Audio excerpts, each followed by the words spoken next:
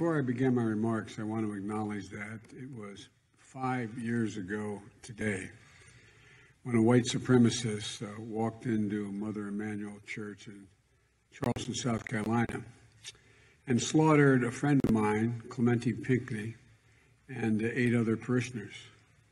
It was a hate unbridled, and it was poisonous, a poisonous expression of white supremacy that still infects our nation and many of our institutions.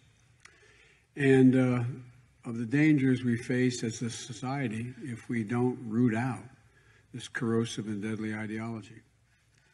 You know, when I reflect back on the amazing grace and compassion and forgiveness of the Mother Emanuel community, I see the very best in what we see in America as Americans. But we know that grace alone is not enough. We have to put it to work, that grace. And we're seeing the best of America in that as well. In the weeks of peaceful protest, civil actions taking place in cities and towns of every size in this state and every other state across the country, people are keeping their eyes focused on how dangerous it is, how much danger it is to live a life of a black or a brown-skinned person in this country. And Americans are out there marching, notwithstanding the fact that we're in the middle of a pandemic. That's how critical they think it is. On Monday, Donald Trump said, quote, "If we stopped testing right now for COVID-19, we'd have very few cases, if any. If we stopped testing now, we'd have very few cases, if any." It's a statement that's not only absurd, it's absolutely tragic. Yesterday, the head of the White House Task Force on Coronavirus, the Vice President, claimed success in the fight because deaths are, quote, down to fewer than 750 a day. 750 fathers and mothers, sisters and brothers, uncles, aunts, husbands, wives, children dying every day. More than 20,000 a month. That's greater than World War II level casualties each month. That's more than 5 9/11s each month. And this administration is engaging in self-congratulations. Maybe good enough for Donald Trump, but it'll never, ever be acceptable if I'm your president. Researchers have shown that tens of thousands of Americans have died needlessly because Donald Trump was slow to respond to the crisis. And then when he did, he bungled the response. For weeks in January and February, but I wasn't alone, I was raising my concerns about how we need to take this virus seriously, all while Trump was ignoring the reporting from his own intelligence community in his daily briefings and the warnings of his closest advisors, all the while praising the Chinese government for being transparent in handling this virus instead of demanding access for the CDC that Beijing was refusing to give in Wuhan. The American people have sacrificed so much to fight this virus. We've lost lives. We've lost businesses. We've lost paychecks. And now, thanks to Donald Trump's bungling, we may lose some of the progress we've begun to make, all because he's lost interest. He's once again ignoring the facts. The public health response is still woefully lacking from this administration. More than 117,000 people have died in the United States of America, with an average daily number of cases still climbing in 21 states. We still don't have what we need when it comes to rapid results testing, contact tracing capacity, widely available personnel, protective equipment for them, or clear nationwide guidance. Instead, President Trump pushes dangerous, disproven drugs, stands in the way of the CDC issuing guidelines on reopening. They had them, wanted to issue them, and he wouldn't let them. He refuses to wear a mask, failing even those basic tests of leadership. He scaled back meetings of the Covid-19 task force. I guess there's not much to do. In spite of experts saying that testing and tracing is necessary for reopening, he sent his testing czar home. The money provided to the Pentagon for essential medical supplies, only 15% has made it out the door.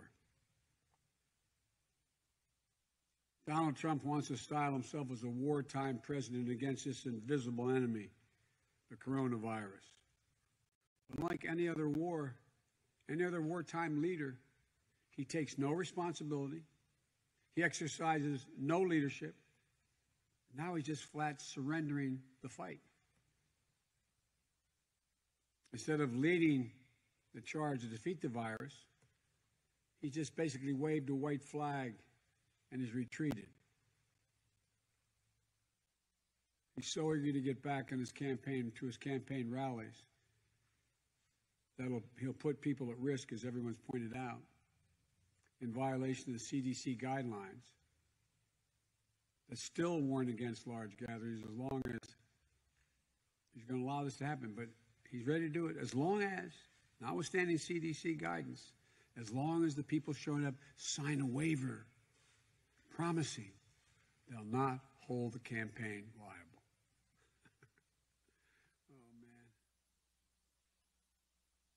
Donald Trump's failure to fight the coronavirus with the same energy and focus that he uses to troll his enemies on Twitter has cost us lives and is putting hope for an economic recovery at risk.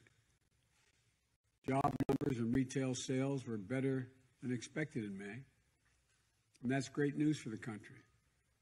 But now Donald Trump's desire to declare victory and be done with it is only going to imperil the continued progress we have to make.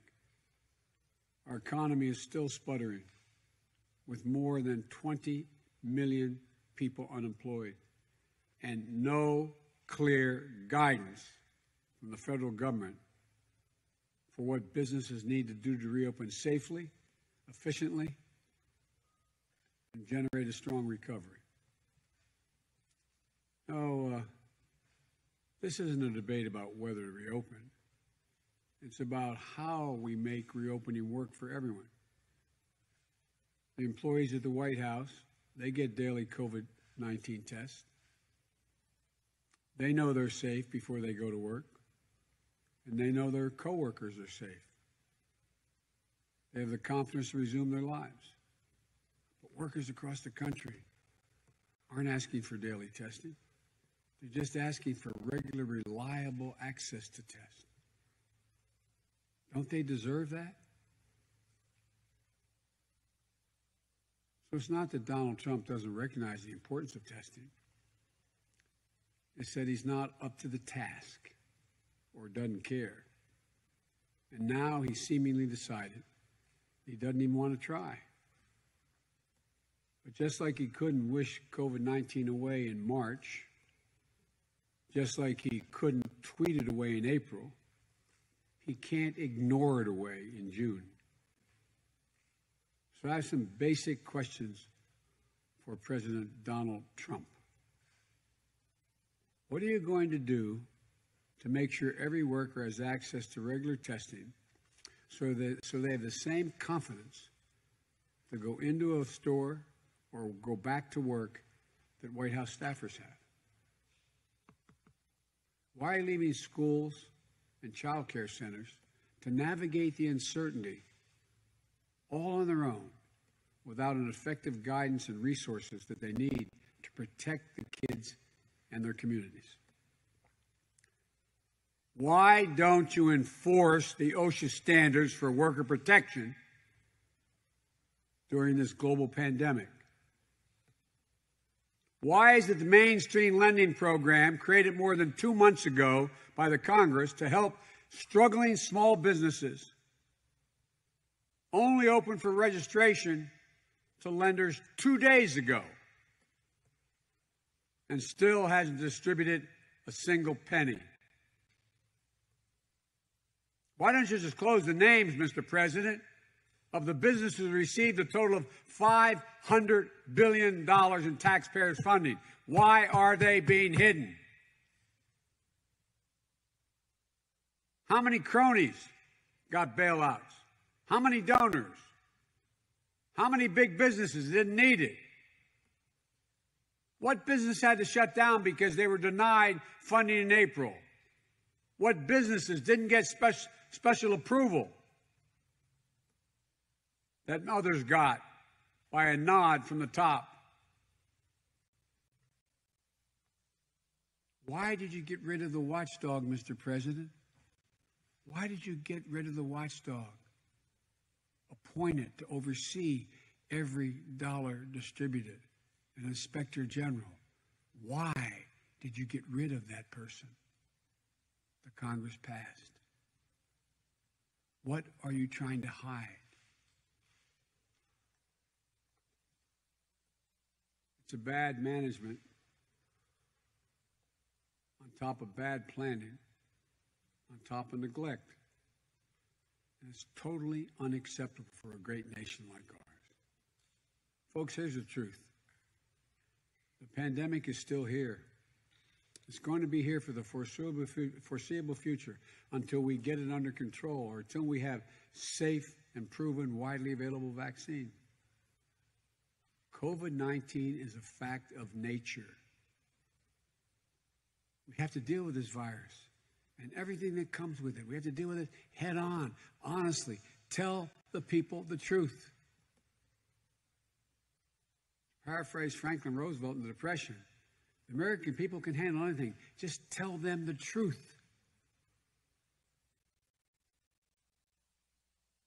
We can't deal with it the way you're doing it. The only way to deal with it, Mr. President, if we put in the work, investing in building a dynamic, resilient economy and health system, capable of getting and then staying ahead of new outbreaks. We have the capacity and the resources to do that. I've laid out baseline steps of what needs to be done, from make it work checklists for successful, accountable recovery that I put out back in early April, to the steps for a strong reopening that I released last week. It's not rocket science. Granted, I have incredible scientists advising me on almost a daily basis on how to proceed, but it's not rocket science. It's common sense. It's straightforward. And that's why this is perhaps the greatest indictment of Donald Trump's complete, compelling lack of leadership. He wasted months and months and months passing the buck, blaming everyone else, refusing to act when he should have been preparing our country for a long-term response and building up our resiliency to respond to future flare-ups. Yet, we still don't have a comprehensive system for collecting COVID-19 case data. These are the basics. He should have been preparing us to weather the valleys and peaks of this virus. He should have been working to shore up the vulnerabilities in our healthcare system that have been laid bare in this crisis, and he's trying to eliminate in court. He should have been working to bridge the inequities and strengthen the cracks in the foundation of our economic system that have exposed for everyone to see. He hasn't done any of it. Because of the depths of Donald Trump's failures, this pandemic will continue to be worse for all Americans and much worse for Black and brown Americans who are getting hit the hardest. For folks in communities like Darby, Borough, and Yeadon Donald Trump thinks that if he puts his head in the sand, the American people will too. But it doesn't work that way. Not when hundreds of people are still dying every day and millions are unemployed, wondering how in God's name they're going to keep the lights on and food on the table. Not when workers are weighed down with worries about their safety or what happens if they get sick. And there are the steps that we need to be taking now to steer us steadily and strongly in the right direction, see us through this time, to make a more resilient future. They're all available. First, we have to do everything we can to avoid deadly spikes in the infections as people begin to go back out into the world. We're not that much better prepared today for the run of cases that overfills our intensive care units than we were 3 months ago. Second, we have to help give people the assurance and precautions that are necessary to restart the economy with confidence. If Americans lose what faith they have left, what little faith they have left in the government's ability to manage this pandemic,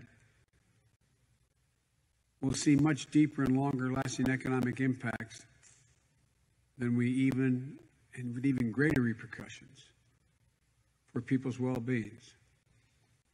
Mr. President, don't leave the American people to face this threat on their own with no guidance, resources, or leadership from the federal government. Don't let support from the CARES Act expire next month while people are still hurting. Don't leave our frontline workers exposed without the resources they need, and don't waste any more of our time, Mr. President. The American people need confidence of clear guidance, grounded in science that's going to allow them to resume their daily lives. American businesses need the support of the federal government to continue to backstop them through this phases of reopening. And workers need assurances that their health is your first concern. Americans need a president who will put the American people first, not his or her own ego. America needs a president who will do the work. I'm ready on day one after more than 3 years in office. Why isn't Donald Trump ready? Mr. President, wake up. Get to work. There's so much more to be done.